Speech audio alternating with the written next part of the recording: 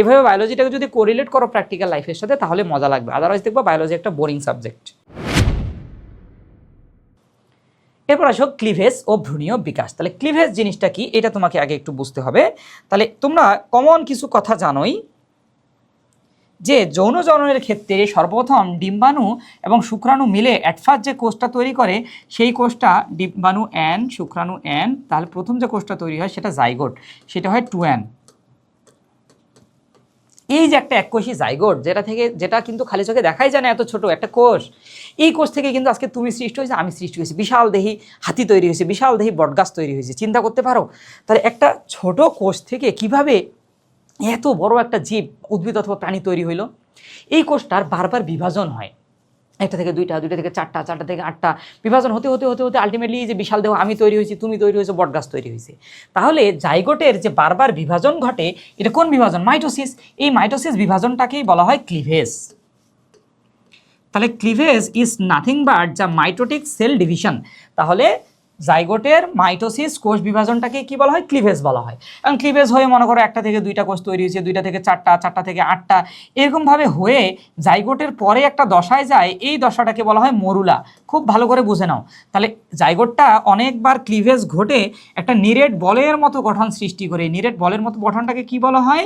Morula বলা হয়। এরপর মরুলার কোষগুলো একটু সজ্জিত হয়, ভিতরে একটা গহ্বর তৈরি করে এবং কোষগুলো বাইরের দিকে একটু অ্যারেঞ্জ বা সজ্জিত হওয়ার চেষ্টা করে।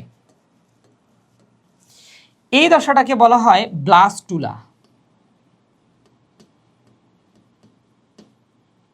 ব্লাস্টুলা। এরপর ব্লাস্টুলা দশার পরে আরেকটা দশা পাওয়া যায় যার নাম গ্যাস্ট্রুলা। ওই গ্যাস্ট্রুলা দশায় কি হয়? এইবার কোষগুলো 2 অথবা 3 স্তরে সজ্জিত হয়। কেন? আসতেছি, খুব ইন্টারেস্টিং, মনোযোগ দিয়ে শুনো।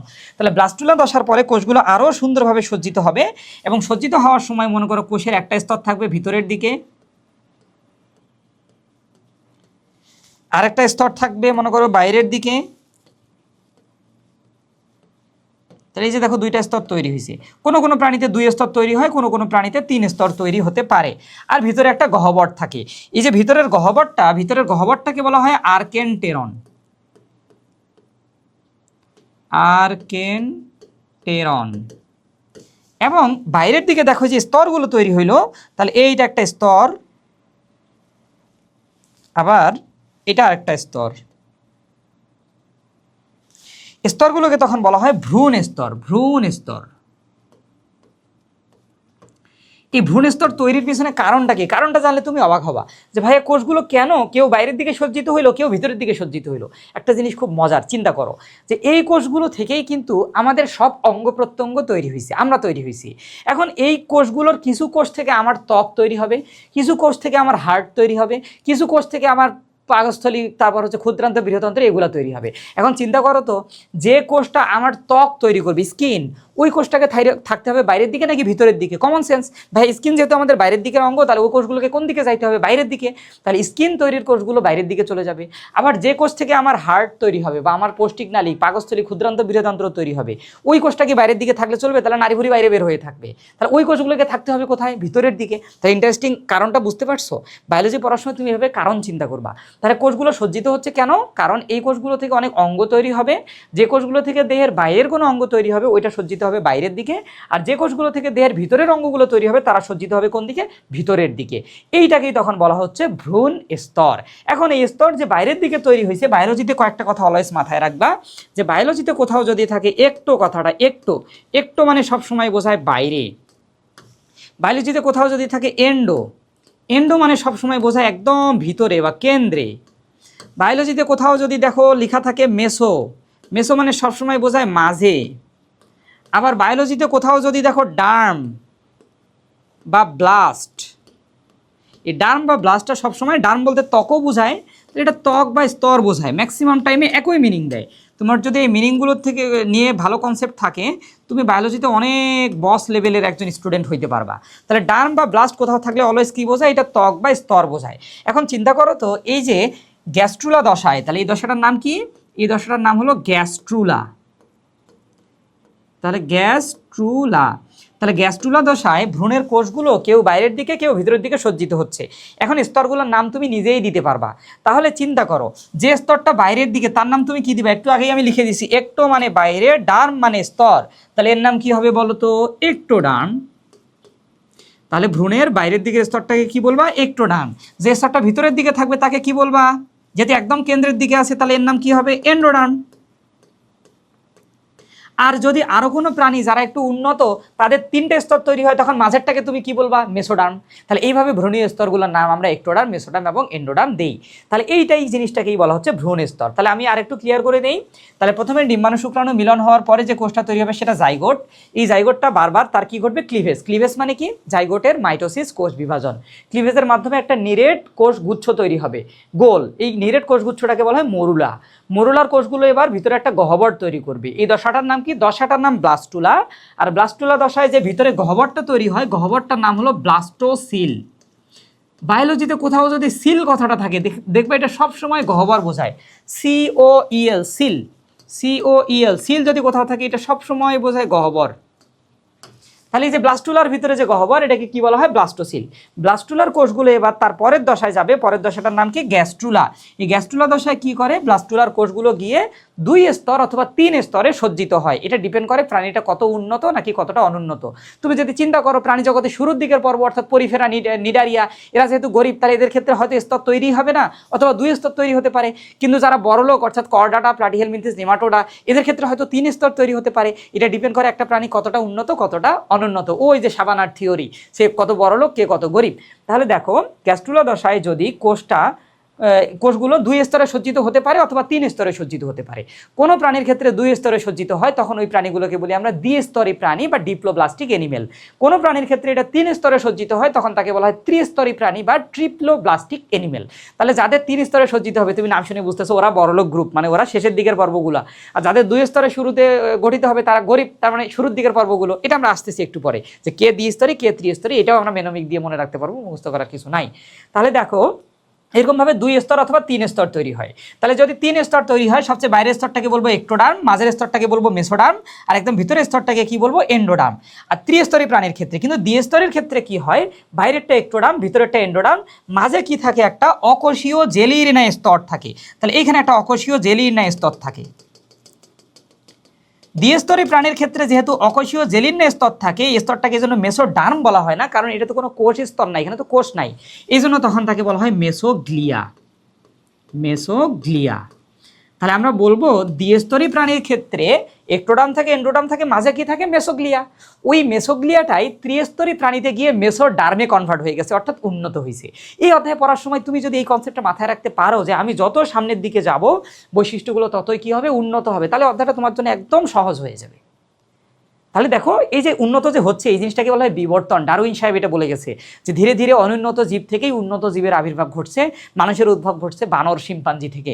এটা আসলে বিজ্ঞানের জন্য জানতে হবে, ইসলামী দৃষ্টিকোণ থেকে বিশ্বাস করার সুযোগ নাই, কিন্তু আমাদের বিজ্ঞানের স্বার্থে এটা জানতে হবে। তো এই যে ধীরে ধীরে উন্নত হয় এটাই বিবর্তন। তুমি দেখবা এই যে 1 নম্বর অধ্যায়টা পুরোটা সাজানো আছে বিবর্তনিক ধারাবাহিকতায়।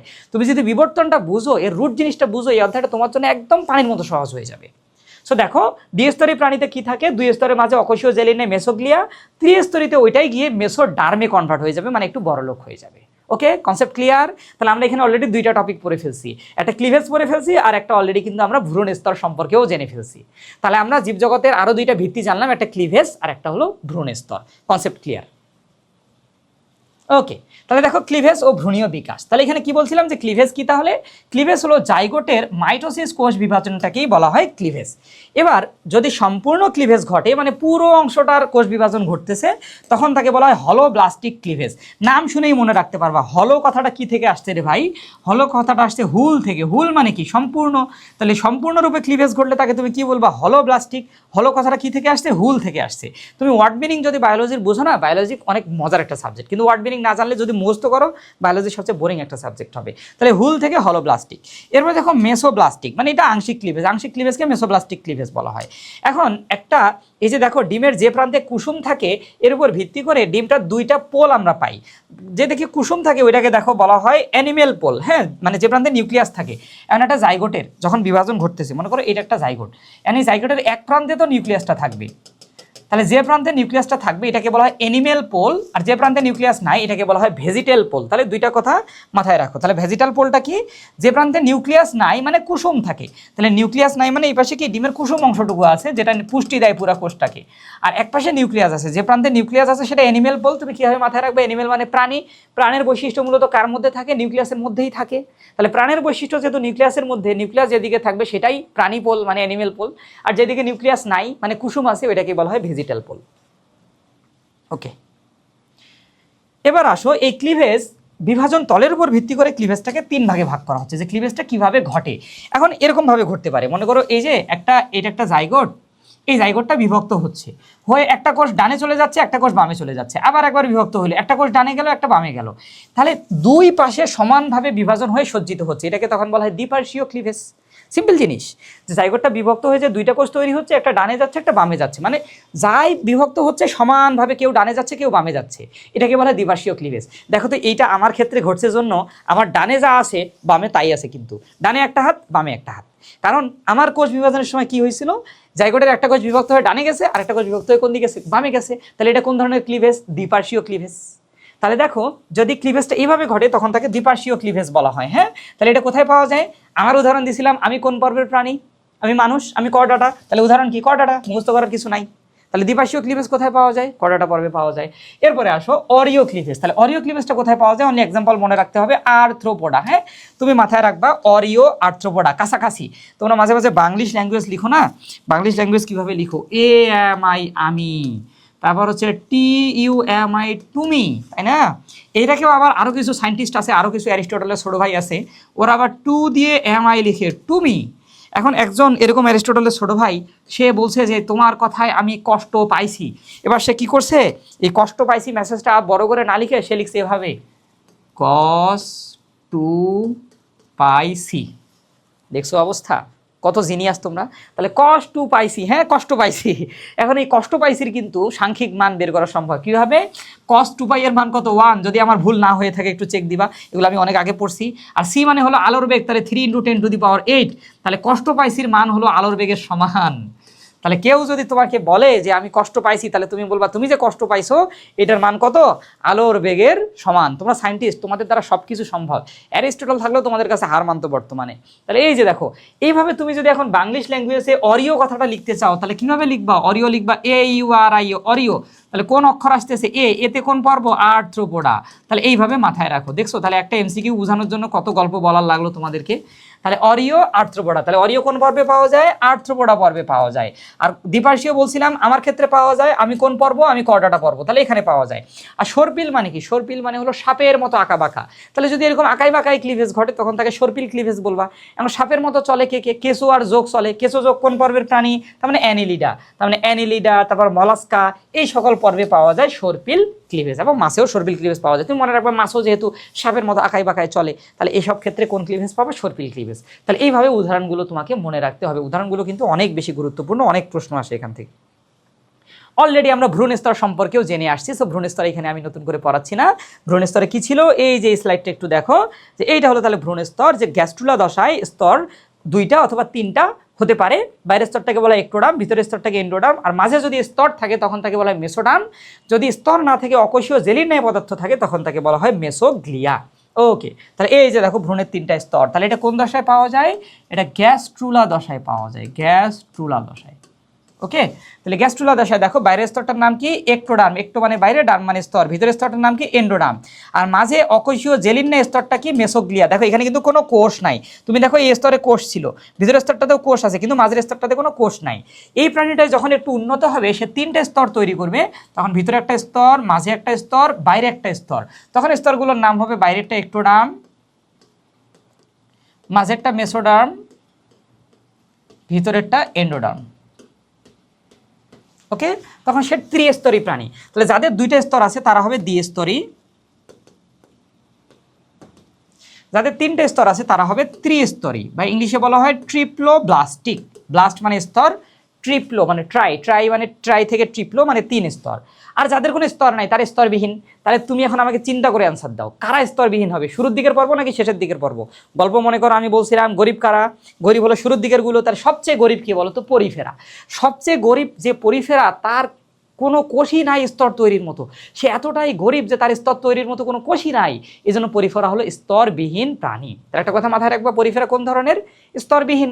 তার থেকে একটু বড়লোক হয়েছে কে? নিডারিয়া। তাহলে নিডারিয়া কয় স্তরী হবে? দ্বিস্তরী। তাহলে নিডারিয়া কয় স্তরী প্রাণী? দ্বিস্তরী। মুখস্থ করার কিছু নাই তো। তাহলে দ্বিস্তরী হলে কয়টা স্তর থাকবে? দুইটা। বাইরের দিকে কি? একটোডার্ম, ভিতরের দিকে কি? এন্ডোডার্ম। আর মাঝে অকোষীয় জেলিনা কি থাকবে? মেসোগ্লিয়া। তার থেকে একটু বড়লোক হবে কে? প্লাটিহেলমিনথিস। তাহলে প্লাটিহেলমিনথিস কয় স্তরী প্রাণী? ত্রিস্তরী। স্তরগুলোর নাম কি কি? Ectoderm, mesoderm, endoderm. কিন্তু ত্রিস্তরের উপরে, 3 স্তরের উপরে আর কোনো স্তর তৈরি হওয়া সম্ভব নয়। তাহলে প্লাটিহেলমিনথিস থেকে শুরু করে 9 নম্বর পর্ব অর্থাৎ কর্ডাটা, প্লাটিহেলমিনথিস থেকে কর্ডাটা সবাই কয় স্তরী প্রাণী? ত্রিস্তরী। তাহলে আলাদাভাবে তোমার মুখস্থ করার দরকার নাই, একাইনোডার্মাটা ত্রিস্তরী, অ্যানিলিডা ত্রিস্তরী, তুমি একবারে পড়ে ফেলছো। তাহলে আমি সামারি করে দেই, পরিফেরা সবচেয়ে গরিব, স্তরবিহীন। তার থেকে একটু বড় লোকে নিডারিয়া কয় স্তরী? দ্বিস্তরী। তার থেকে আরেকটু বড় লোককে প্লাটিহেলমিনথিস কয় স্তরী? ত্রিস্তরী। কিন্তু ত্রিস্তরের উপরে আর কোনো স্তর তৈরি হওয়া সম্ভব নয়। তাহলে প্লাটিহেলমিনথিস থেকে শুরু করে কর্ডাটা পর্যন্ত সবাই কয় স্তরী প্রাণী? সবাই ত্রিস্তরী প্রাণী। Concept clear? সো এটা মুখস্থ করার তো কিছু নাই রে বাবা, তোমরা এগুলোও মুখস্থ করে যাও। হ্যাঁ, তাহলে এই যে দেখো কি কি স্তরগুলো আসে। প্রথমে আসে জাইগোট, এই জাইগোটে ক্লিভেজ ঘটে, প্রথম যে দশা পাওয়া যায় মরুলা, অলরেডি বলে আসছি, ছবি দিয়ে সুন্দর করে বুঝাইছি। তারপরে ব্লাস্টুলা, এরপরে কি থাকে? গ্যাস্ট্রুলা। তাহলে দেখো দ্বিস্তরী বা দ্বিভ্রূণস্তরী প্রাণী কারা? গ্যাস্ট্রুলা দশায় তার 2টা স্তর, একটোডার্ম আর এন্ডোডার্ম থাকে। আর ত্রিস্তরী প্রাণী কারা? যদি 3টে স্তর থাকে। আর দ্বিস্তরী প্রাণীতে অকোষীয় জেলিনে কি থাকে? একটা স্তর, সেই অকোষীয় জেলিনে স্তরটাকে বলা হয় মেসোগ্লিয়া। এটা কোথায় পাওয়া যায়? শুধুমাত্র নিডারিয়া পর্ব যেমন হাইড্রাতে পাওয়া যায়। আর ত্রিস্তরী কারা? এখানে 3টা স্তর পাবা তুমি, একটোডার্ম, মেসোডার্ম, এন্ডোডার্ম। আর এখানে কারা কারা উদাহরণ? প্লাটিহেলমিনথিস থেকে শুরু করে কর্ডাটা পর্যন্ত সবাই ত্রিস্তরী প্রাণীর উদাহরণ। এবং বলে আসছি কেন স্তরে সজ্জিত হয়, কারণ এই কোষগুলো থেকে যে যে অঙ্গগুলো তৈরি হবে সেই অঙ্গগুলো বাইরের দিকে নাকি ভিতরের দিকে, এইটা বোঝার জন্যই কোষগুলো কেউ বাইরে কেউ ভিতরে সজ্জিত হয়। যে স্তরটা সবার বাইরের দিকে থাকে ওই স্তর থেকে ত্বক, চুল, নখ এই অঙ্গগুলো তৈরি হবে। যে স্তরটা সবার একদম কেন্দ্রে অর্থাৎ এন্ডোডার্ম, সেখান থেকে আমাদের পৌষ্টিক নালী একদম কেন্দ্রে আছে, নারী ভুঁড়ি, তারপর হচ্ছে পাকস্থলী, ক্ষুদ্রান্ত, বৃহদান্ত, এগুলো তৈরি হবে। আর যে অঙ্গগুলো না একদম বাইরে না একদম ভিতরে, যেমন আমাদের পেশিগুলো, আমাদের অস্থিগুলো না একদম কেন্দ্রে আছে না একদম বাইরে আছে, তাহলে এরা কোথা থেকে আসবে? এরা মেসোডার্ম থেকে আসবে, মানে মাঝের স্তরটা থেকে আসবে। আশা করি বুঝতে পারছো। এভাবে বায়োলজিটাকে যদি কোরিলেট করো প্র্যাকটিক্যাল লাইফের সাথে তাহলে মজা লাগবে, আদারওয়াইজ দেখবো বায়োলজি একটা বোরিং সাবজেক্ট।